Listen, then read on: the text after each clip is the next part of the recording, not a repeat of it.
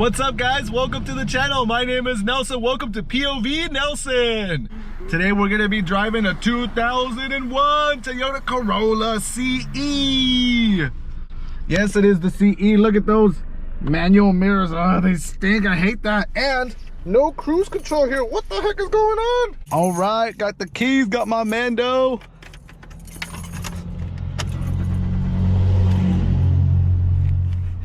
Nice little startup right there. Let's get going with the test drive, guys. Today we have, oh my goodness, a very touchy subject today. Had a meeting with our school board, everyone in the school board talking to us about our options. They do it every single year, and they're thinking about transferring our son back into Houston Elementary School, which I do not want to go back to Houston Elementary, which is his hometown school. Definitely don't want to do that. I want him to stay over there where he is right now, but they're telling me that he would benefit more over here in Houston. They're offering this to me right now to bring him back, and I am really upset about it because of our past experiences in Houston. Also, my younger cousin who is in Houston, like elementary, or he goes to one of the Houston schools right now, he threatened to stab a kid, and he is actually suspended today, and it is just craziness. And I talked to him, and it is really not what you think it is. I think the biggest issue is a communication type issue, which is what I was talking to the school board about today all day. Whether they understood me 100% or not, I don't know, but I'm just simply telling them my experiences with Houston, and here I am going to tell you them to you. So whether you have kids or you're planning on having kids, you don't have kids, everything, let me just tell you, is about communication. Whether you work in auto mechanic, whether you work at a school, or whether you're a kid, you have to know how to communicate in order to get things done right. He is like 14, so he's in that transition period to becoming a younger adult, and he is threatening somebody.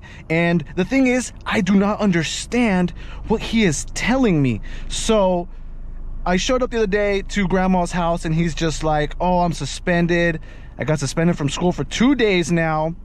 And his dad was telling me that they're even threatening to take him to juvie. And honestly, it sounds like a communication issue. It's not what you think. So I talked to him, and I gotta tell you, I talked to him for like 10-20 minutes, bro.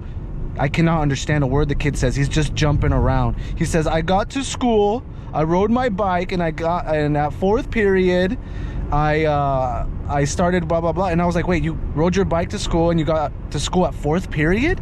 I was like, wait, what? He's like, no, I got to school at 7. And I was like, oh, so you rode your bike and you went to school on time? He's like, yeah. He's like, but at fourth period when I got there, and I was like, wait, you got there at fourth period? What time is that? He's like, fourth period is like around 12 o'clock.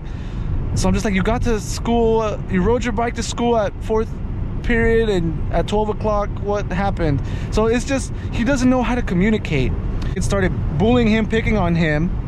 I believe that he's in special ed right now. To the teacher and told the teacher, hey, he doesn't leave me alone, he's bullying me, I need help. The teacher at Houston told him not to be a snitch, not to be snitching on the kid. I don't know how that works out. That's what he told me, and I believe him. So what happened is, now when he was leaving school to go back home, he rides his bike home, and the other kid rode his bike and chased him and basically picked on him, pushed him, and was poking him, and was throwing, like, hitting him with his shoe and stuff. So in order for that kid to leave him alone, told the kid that he was gonna slit his throat, he was gonna cut him, and if he didn't leave him alone. It took a really long time for him to communicate what was going on for me to understand the story. So I can understand that maybe his teacher at the exact same time didn't understand that. But now the whole school board wants to send my son to that freaking school where the teachers do not pay attention and they do not listen to their own students. And I actually have had that same exact experience. When I first started going to that elementary school, taking my son there, he started at 4, and when he was 4 years old, he started, and he was very good in school. The teachers loved him. So in 5th, so when he turned 5, he went to the exact same thing at the exact same classroom. I think it was like a kindergarten classroom, and he was the big dog at the school now. You know, he got a little bigger, a little taller. He was one of the biggest in his entire class.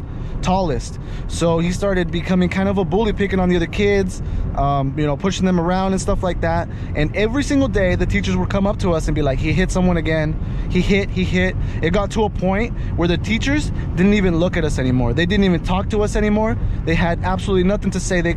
Last year they were just, oh, he's such a sweet kid, he's so nice, this and that. And when things go wrong, how fast they switch, how fast they say, we don't have to deal with this, we don't have to do this.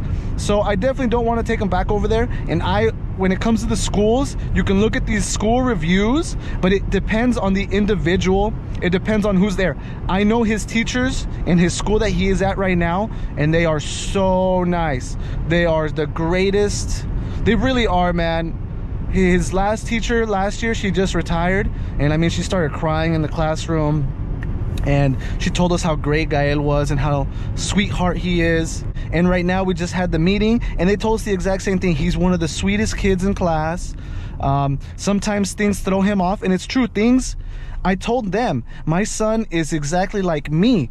I have trouble transitioning between things. When the whole COVID and the coronavirus thing started and I had to stay home, it was a difficult transition for me. When we started doing the online school, it was a difficult transition for me. I had to take him to work with me, and it was just very stressful, very difficult. And I think at that point I passed on a lot of my stress to my son, and that's not something I wanted to do. So right now at Houston, what they basically told me, they told me this in a nutshell. He belongs to the Houston School District. Yes, he's in Ceres or Modesto right now, but because he is in a specialty type program, Houston is actually the one paying for him to be in that program. Right now he's excelling at a very good rate, and they think that the program is just holding him back, and also they want to get him back into Houston. That's their thoughts. But that's one of the reasons. Another reason is because Houston is funding it, and if Houston doesn't think that they need to fund it anymore, they will cut the funding for it. And it is very true. Right now schools are crazy. I'm actually in Turlock right now, and Turlock has a program, after school program for the kids. So let's say you work late, you work a lot like I do and like my girl does, so we pick our son up pretty late. School for him is over like around 6. You can pick him up anytime earlier, blah blah blah. But over here in Turlock they have the same thing, but over here in Turlock you have to pay for it. That's right, the school charges you for that service to watch your kid until 6 in the afternoon. In Ceres and Modesto it's free. In Houston they have a really long waiting list. So I was telling the district, you guys want him to go back into Ceres or back into Houston? Okay, I want this, and I want this. He says he's gonna make the calls to the after school. He says he's gonna make the calls to the preschool. So what they have, not preschool, but preschool. So it's basically another program that you take your son earlier to school, so before he gets into the classroom, he gets to school, he eats breakfast, and they do a little bit of exercising, get him nice and warmed up so that they can go into the classroom and just hit the books. So I'm like, yeah, that's definitely what we want. And then you know, they want to give him less one-on-one and more of him just doing the things on his own. And they said that we're gonna have a meeting with him 30 days. Now I am all for Houston. I trust the school board, and I do believe that they have my son's best intention in mind. I did not mean to disrespect any of them. If I did, it's not my intention. My intention was just my son's well-being, his health, his mental health, everything. I also do know one thing about Houston, is that Houston is like a Division III for wrestling. I'm a big wrestler guy. I'm a big fighter, boxer. The Canelo fight, let's go, Viva Mexico. But I mean, like, you know, so I am definitely not super interested in sports over there in Houston, because Houston is so small town. Their competition is really small, and I'd rather have him in a bigger competing school. I know that I can take him anywhere, because they kept saying this is the offer that we have to offer you by law. So they were already talking about the law, which was getting me a little freaked out. And I swear, if you guys have ever had these school meetings, and if you're not haven't had any kids yet, you're gonna have these meetings where it's like 5 or 6 people around a table. You sit down with them and they just start telling you what your son does right, they start telling you what your son does wrong. It's very stressful. It's a very high stress thing. And you know, you just have to take it little by little, question by question. And as they're talking to me, I'm writing everything down so that I have a question to ask them. And They have like a psychologist, they have a speech therapist, they have a mental health person, and then there's regular teacher, they have the principal of the school, they have the district teacher person that runs the district of the schools, they have the district for the Houston, or at least a representative for Houston. I mean, there's just so many different people around the table. The nurse is there, and yeah, it's just insanity. And it's just crazy how they're assessing your son the entire time. Let's say, so they're telling me, first of all, they go to class, they sit down, and the teacher will read them a book. During the book, they literally take percentages of how much he pays attention to the book. So he pays attention like 85% of the time, and then they'll take a percentage of how fast he sits down. So 50% of the time he sits the first time they tell him these, and they get more and more and more and more specific. How many pages he reads, how many times he skips, how many times he just wants to look at the pictures, and they put all this stuff in different brackets and percentages. So when you're gonna start having kids, I mean, when we first started taking him to school, it was just a trip. Every little tiny thing we have to sign off. So if he goes to school, falls down, scrapes his knee, they literally have a report of what happened, how it happened, and what they did about it. So kid fell down, scraped his knee, Miss Alanis found him, blah, blah, blah. She assessed it by putting ice on it and followed by a Band-Aid. That's the way they tell you what happened. They make you read it, agree to it, sign it. It's just absolutely wild what these schools are doing. We were walking into his school. The schools are all chained up now. It looks like a mini prison. So we were walking in, and there was this kid with a disability. He has like a hurt leg. My son like runs, leaves my hand, runs, grabs the kid by his shoulder and helps him walk inside. And he says, "Hi, Justin, how are you doing today?" Helps him inside into the classroom.